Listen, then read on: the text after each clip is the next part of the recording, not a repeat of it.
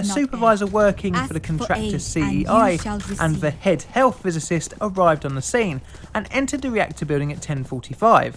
Two of the men were found soaked in radioactive water, with Byron's dead and McKinley slowly moving and groaning from a head injury. Prioritising McKinley, the rescue team focused on trying to save the injured operator. But with only one entry at 1 minute per person, it would take until 10:50 before they could successfully place him on a stretcher and remove him from the structure. McKinley would not regain consciousness and would succumb to his wounds at 11 PM. Although dead, his body was still deadly, measuring gamma radiation at 500 roentgens an hour, even after being stripped of his contaminated clothing. It would take until 11:38 PM for the discovery of the final victim, which is Leg, whom had been impaled to the ceiling above their heads. After the discovery of all the victims, the rescue efforts slowed down as to protect the safety of the recovery team. The next night, Byron's body was recovered by a team of 6 volunteers. It wouldn't be until the 9th that an attempt could be made to recover Leg's body. The process to remove Leg's body would be practiced in the safety of the Dugway Proving Ground, as it would involve a 1.5 by 6.1 metre stretcher attached to a crane. This process would take 10 men, each working in intervals of 65 seconds, to pull Leg's body off the shield plug by using hooks on long poles. Eventually his body became free and fell onto the stretcher suspended from the crane. Originally it was thought that the disaster was caused by a chemical explosion, believing the reactor to be safe. However, a gold watch worn by one of the operators showed evidence that the buckle had reactive gold, and other items in the men's possession showed neutron-activated elements. The bodies had to be treated as if they were nuclear waste due to their potential for polluting the environment, and were buried in lead-lined coffins placed inside metal vaults, with some of the more radioactive parts being buried in the Idaho desert with other nuclear waste. The cleanup efforts would take 475 people 18 months. It was decided that to transport all the contaminated waste to the radioactive waste management complex 16 miles away would cause too much risk of radiation exposure, as the journey would travel over public roads. Instead, a burial site was established 500 metres from the reactor. The first main hurdle was cleaning up the contaminated reactor room of all dangerous materials. Once this was done, a 60-ton crane was employed to remove the reactor vessel from the building. As the reactor building was deconstructed, any contaminated materials got disposed of in the burial site. However, any parts of the structure and reactor core that would be needed in a later investigation were sent separately to the Aircraft Nuclear Program's Hot Shot Inspection Centre, after which they were sent to the radioactive waste complex. In total, after completion of the clean-up efforts in September 1962, 2,800 metres of dangerous material was placed in the burial site, up to a depth of 4.3 metres, with half a metre of clean soil placed above. The site is now known as United States Environmental Protection Agency Operational Unit 5-05. The cause of the incident would be a mystery over the following 2 years of the investigation. They knew the reactor went critical, but they didn't know why the control rod was pulled out so far. Maintenance procedures stated that the rod would only be needed to be manually moved 10 centimetres. However, it was estimated that Byron's actually withdrew it 66 centimetres, causing the reactor to go critical, setting off the steam and water hammer that would destroy the vessel. Much of the damage to the building and the impaling of Leg was put down to the high pressure water jet initiated by the vaporized fuel. Using scratches on the control rods and analysing the newly installed flux wires, investigators managed to establish any movement under 58.4 centimetres of the rod would not have caused the reactor to go critical. However, it would have only taken Byron's 500 milliseconds to move the rod between 58.4 and the eventual 66 centimetres. Unfortunately, he had no time to correct his action. However, still a mystery was why the rod had been moved over the 10 centimetres needed in the first place. As there were no logs made during the process, some worrying theories were proposed. Here are the main theories from least to most likely. A suicide murder because of an affair with one of the other crew members' wives. Plain old suicide.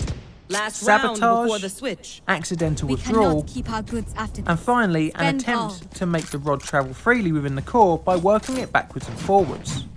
There is some weight, unfortunately, behind the murder-suicide theories, as Byron's and Leg were from the same training class, and Leg had surpassed him becoming a supervisor, and the 3rd of January was the first shift.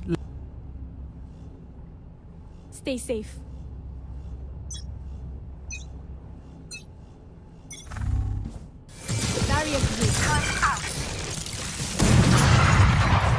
Spike down A. Enemy spotted A.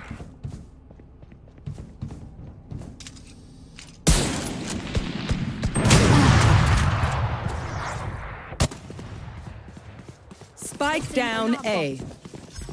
Give me a corpse.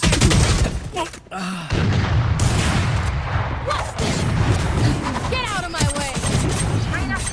Last player standing.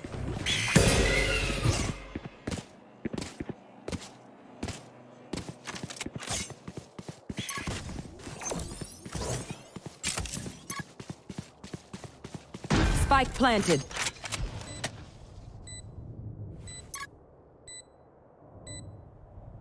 Swarm grenade out.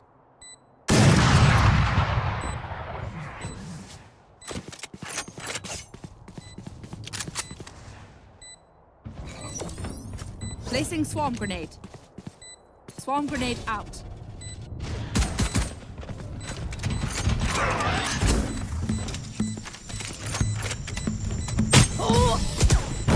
Beirut, Lebanon, August 4th, 2020. It's a sweltering day in this ancient Switching Mediterranean sides. city, which is home to 2.2 million people. The nation is suffering its worst crisis since the end of the Civil War, which lasted from 1975 to 1990. Without any economic reform by the new government, the Lebanese pound is collapsing, and fresh groceries are hard to come by as the COVID-19 pandemic sweeps across the country. Towards evening, a fire breaks out in a warehouse in the port.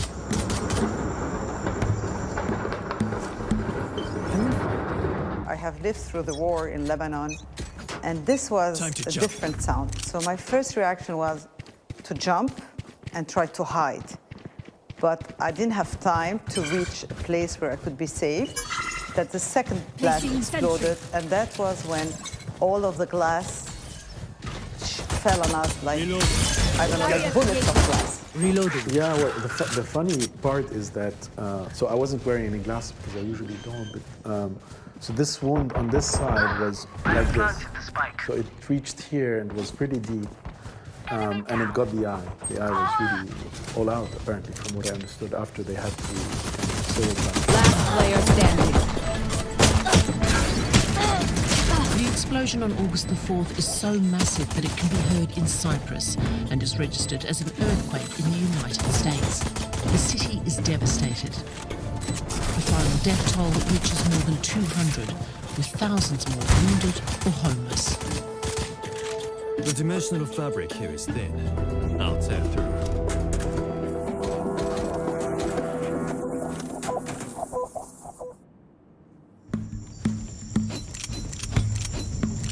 This is the port of Beirut, the busiest port in the eastern Mediterranean and a gateway to the Middle East. In the year before the explosion, it handled 1.2 million standard containers per year. Like many ports, it was also a hub for illegal trade and corruption.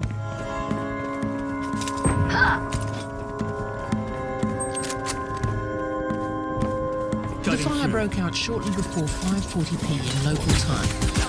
The fire brigade was called 4 minutes later. Platoon 5 of the nearest fire station made its way to the scene. They were told a container of fireworks had exploded. Last player standing. Shab al-Karam was in charge of the platoon, which included his brother-in-law and 27-year-old paramedic Sahar Fares, who was engaged to be married in 2021. Gilbert Karam was Sahar's If fiancé. I kill all the enemies myself, I apologize. I have trouble sharing. If you see Sahar in her uniform, you'll see she is delicate, an angel. Yes, she was an angel on earth, even when she was in uniform. But she had the courage of 100 men. Sahar completed one of the toughest training courses that exists. As I said, She was braver than me. She was afraid of nothing. There are videos of her team braving the storm, and there isn't a trace of fear in her face.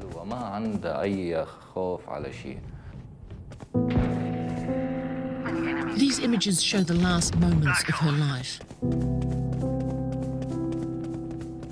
In this photograph, we see the team desperately attempting to enter the warehouse, already engulfed in smoke and flames. On the way to the fire, Sahar sent me a video message to say goodbye. She was sitting on the center seat of the vehicle waving. I asked her what was going on, and she gestured with her finger that she'd call me later. When she got to the port, she video called me again and showed me the warehouse that was burning. I asked her, "Why don't you have your mask?" And she said, "I've got it with me, darling." One enemy remaining. They were not good enough. 7 minutes later, there was an explosion in the southern part of the building. Die. It was great news.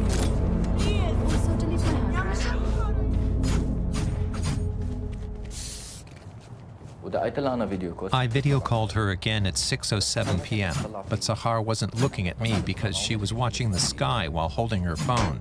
And I asked her whether there was something wrong, and I shouted, "Sahar, answer me." She was looking into the phone, and I said, "If there's something wrong, run, run." I saw that she wasn't running fast enough and was shaking her head. She was scared. 5 or 6 seconds later, there was this explosion. A secret stock of ammonium nitrate had just exploded, devastating eastern Beirut.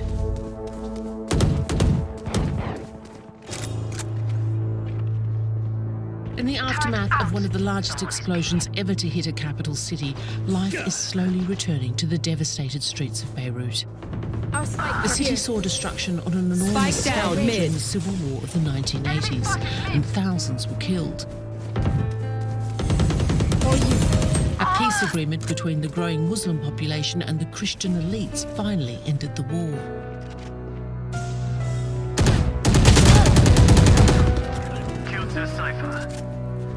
But this destruction was caused by the explosion of a huge shipment of ammonium nitrate that came to Lebanon on a mysterious ship, supposedly heading for an explosives factory in distant Mozambique. 30 seconds left. News started coming that it was because 2,750 tons of ammonium nitrate were stored in the warehouse number 12 in Beirut port. And everybody was interested in knowing why those ammonium nitrate shipments, why this ammonium nitrate shipment was kept all this time in Beirut port. The ship had stopped in Beirut to pick up extra cargo to pay for its passage through the Suez Canal.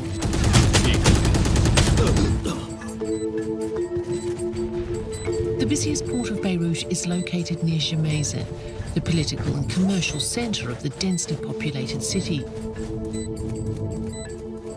This is where the cargo ship MV Roses, owned by a Russian entrepreneur, had docked on November 21st, 2013. Match point. Pick something nice to kill them. The story of the ship is shrouded in fraud and cover-up.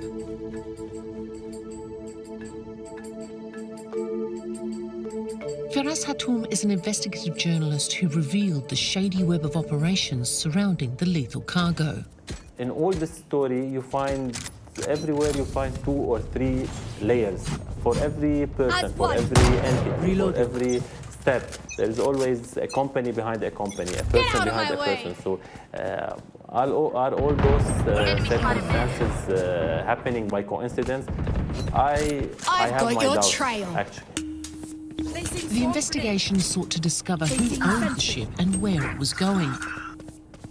The ship was officially owned by Russian Igor Rushushkin, who claims he merely leased it from the original owner of the Greek secret shipping magnate Paralamas Manon, who not only supplied the ship, but also provided seaworthiness certificates issued in Moldavia.